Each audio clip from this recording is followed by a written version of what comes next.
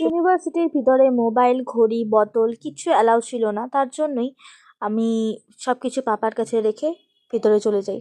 টানা 3 ঘন্টা পরীক্ষা দেওয়ার পর আমি যখন ইউনিভার্সিটি থেকে বেরোই, তো বেরিয়ে দেখছি বাইরেটায় ঠিক এই অবস্থা ছিল।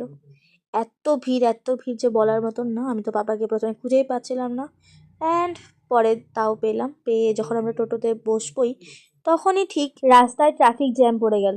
এই ট্রাফিক লাইনটার ছিল না কোনো শুরু, ছিল না কোনো শেষ। কোথায় শুরু হয়ে যে কোথায় শেষ হচ্ছে তা কেউ বলতে পারবে না, কারণ সেই মুহূর্তে সব স্কুল কলেজের যেখানে যেখানে সেন্টার পড়েছিল এক্সামের, সব স্টুডেন্টদের একসাথে ছুটি হওয়ায় এই ট্রাফিক লাইনটা হয়ে গেছিল। আমাদের টোটোটা পাশ কাটিয়ে বেরিয়ে যাওয়ার অনেক চেষ্টা করে, কিন্তু স্টিল আমাদের ট্রাফিক জ্যাম কাটাতে 2 ঘন্টা সময় লেগে গেছিল।